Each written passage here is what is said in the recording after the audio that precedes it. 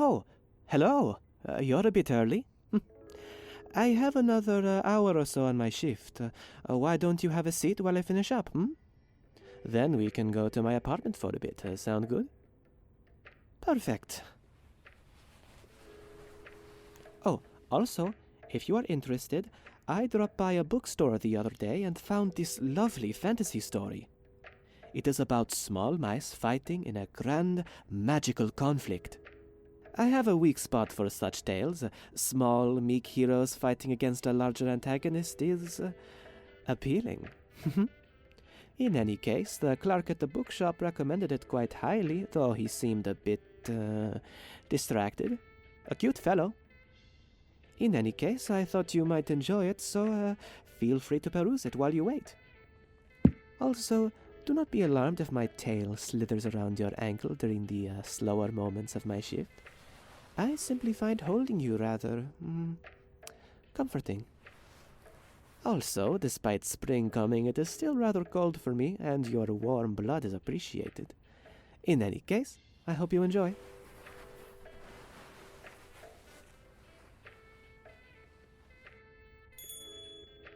Yes, what can I get for you? Hey, can I get a hazelnut latte with an extra pump of hazel? Oh, why, of course, that'll be $3.75. Thank you. Cash or card?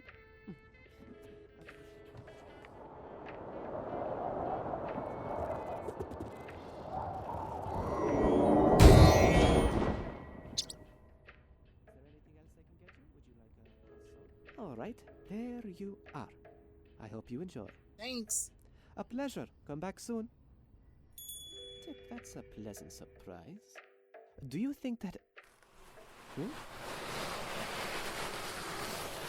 Where have they gotten off to? I didn't notice them leave. Oh, goodness. Well, hello there, little friend. How have you wandered into my shop? If you are looking for grand adventure, I am afraid you will find naught but coffee, beans, and tea here. Let's get a look at you. Oh, you can speak. Well, that is a pleasant surprise. And wait a minute. The blush coloring those adorable ears, and I thought that voice sounded familiar. It is you. Well, this is quite strange. You know, they say this town is atop several ley lines which can cause magical disturbances. It is why stranger sorts of folks tend to move here.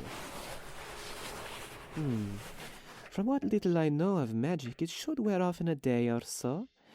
In the meantime, I will say you are rather cute like this. Certainly saves me a bit of length when wrapping you up. It hardly takes more than the tip of my tail to bury you in scales. Generally speaking, when a mouse finds itself wound up in the affectionate company of a snake, things go a certain way. You're quite small and quite cute. If you are going to be stuck like this for some time, we may as well enjoy it. Alas, work hours are not the time to play. Still, why don't you keep me company a little more closely while we wait, eh? Can't have a mouse running around the shop, but you can stay nice and cozy in my breast pocket for a bit until we have less of an audience. Rest there, dear one. I will retrieve you in a little while.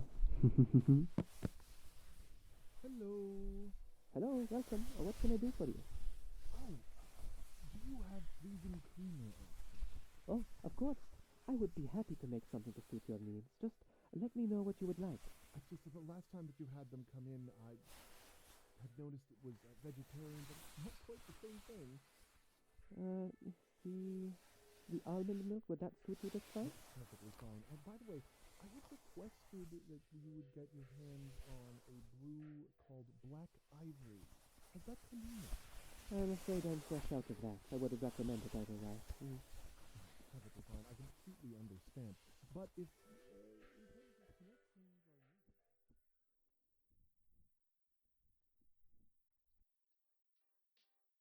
Come again soon. Well, it seems that was the last customer for the day.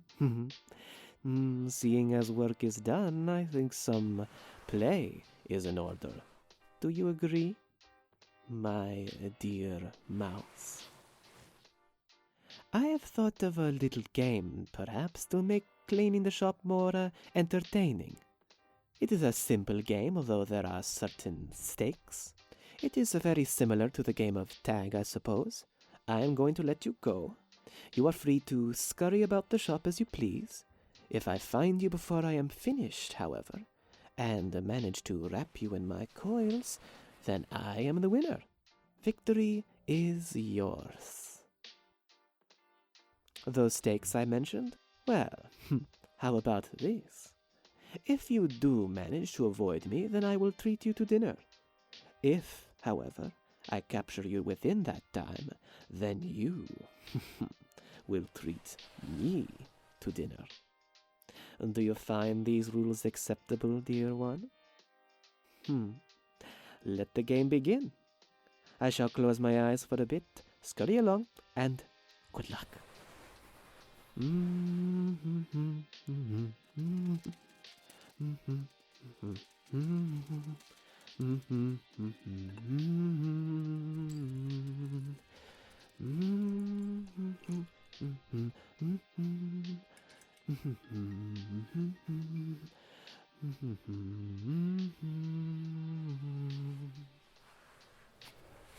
You know, I have somewhat missed the hunt. I sensed you would be good at this game. You've hidden yourself rather well. This is going to be fun. You know, in my homeland, Nagas would often play games like this with objects of their affection. There are entire buildings built around the practice, an object of one's affection tasked to hide among the pillars and alcoves, a Naga slithering about to try and find them and bind them in more ways than one. Nagas have many advantages, of course. We are far larger, far stronger than our quarry, but eager coils are not the only advantage, far from it. No, we are very well equipped to catch. Our tongues can taste the air, get a scent of things. I'm quite familiar with your scent, you know. It is quite delightful and distinctly you. A shy sort of scent with a hint of interest. I can smell the way it raises when I am nearby. And besides that, we can sense the heat of our prey. That blush of yours? I do not simply see it. I feel it. The way your heart beats just a little faster when I am close. It's part of the reason it's so hard to keep you out of my coils. I can feel your heat, your beating heart, from a distance. It is hard not to want that warmth just a little bit nearer. Held, caressed, and contained. Ah, you know, hiding among the shelves will not keep you from my grasp, dear one. That is, if you are even trying all that hard to remain free. I felt your tiny pulse against my scales when I held you earlier. Your secret interests are not so secret as you think. The sensation of my body against yours is not the worst way for this game to end. While in this game of cat and mouse, the mouse sometimes gets the upper hand. Snake and mouse games only tend to end one way. With you squirming in my coils. Though perhaps this time things will end differently, eh? There is a story we tend to tell where I am from about a mouse and a serpent who engaged in a hunt that lasted days and days. The mouse hiding in trees and caverns, under stones and atop mountains. Sometimes the snake would get close, but the mouse would always find a way to scurry away. That is, until the end of the story, when the mouse goes to hide and finds the snake already waiting there, tongue tasting the air. The snake said, "While I have enjoyed this chase, our game is at its end, for it only goes as long as I will it. But now I have grown bored, and boredom is the brother of hunger, little mouse. It is time we play a new game, a game of gazes. So, why don't you look into my eyes? There you are, dear one. Now then, no trying to run away. I didn't mention the third advantage Nagas have in this hunt, though it is one you are very familiar with. Why don't you just relax a little? You gave a valiant effort, but now it is time to rest. Let my coils take away your worries, sliding smoothly over your body. There's that warmth I miss. It hardly takes much to hold you at all. Now then, I believe it is time to claim my prize. I wonder if this form has a unique taste. We shall find out together. We'll have to play again soon, dear one.